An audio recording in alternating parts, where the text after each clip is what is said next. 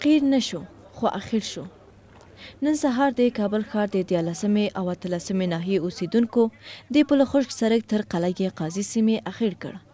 د دغه سیمې اوسیدونکي او مدني فعالان وایي دولت تر اوسه پورې په دغه برخه کې هیڅ اقدام ونه کړ، نو ځکه دوی یو ځل بیا د سړک اخیر کړ. با نمایندگی از مردم ناحیه 13 امروز فعالان مدنی موسفیدای ما مردم ما جمع شدند تا به دنیا و به حکومت وحدت ملی نشان بده که ما واقعا تابعیت افغانستان را داریم، مالیات پرداخت میکنیم، شهروندی افغانستان هستیم، تکس میدیم، اما چرا از خدمات شهری ما بهره مند نباشیم؟ چرا حکومت برای ناحیه 13 خدمات ارائه نمیکنه؟ ناحیه 18 و ناحیه 13 از جزئی از این مملکت نیست.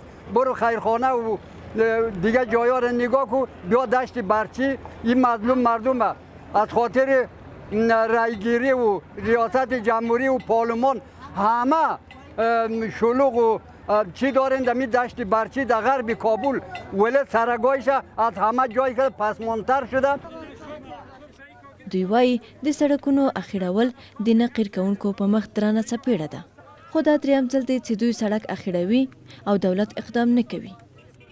متاسفانه تقریبا در 2 ماه پیش بود یا 2 ماه پیش بود مثل که ما یک اعتراض همین تر انجام دادیم و همین مردم شهرک های 12 شهرک همینجا جمع شدن، اعتراض کردیم. متاسفانه صدای ما به گوش کسی نرسید و هیچ توجهی به مناطق غرب کابل مخصوصا ناحیه 18 شهر کابل نمودن. این سرک از جور کردنش هم 4 سال نمیگذره که با سازش یک ریگ اندازی کرده، بعدا خرابیش یک سال 2 سال میشه که میت خراب آواره از زمستان از اولیش مردم میسوزه و تابستان هم از گرد و خاک گپاش.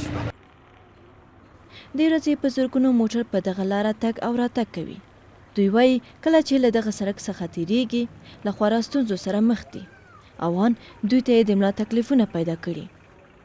دغه سړک چې موږ کله راځو ډېر په تکلیفي موټر بار ده، جول کې کمانې ماتېږي، بل څه مشکلات موږ ته کوي. موږ غواړو چې دا سړکونه دغه د کابل غونډ پاخه شي، مشکلات موږ ته اسانه شي. اوس دغه سال کې مخکې 10 دقیقو کې اوس په نیم ساعت کې نشو تللی. 5 دقیقه راست اگر سرک خوب باشه، یعنی مال ما بریم در 1.5 ساعت تا آخر سرک نمیرسیم. اگر سرک خوبش باشه ما در 5 دقیقه میرسیم. منتها این تو لقلق کرده که از این زرنج ما هم کمر ما رو در درد میاره. روز 4-5 بار میریم. که څه هم په دې وروستیو کې د کابل ښار ډېری سړکونه قیر شوي، خو لا هم ځینې سړکونه شته چې پاخه شوي نه دي او ترمیم او بیا قیر کېدو ته اړتیا لري.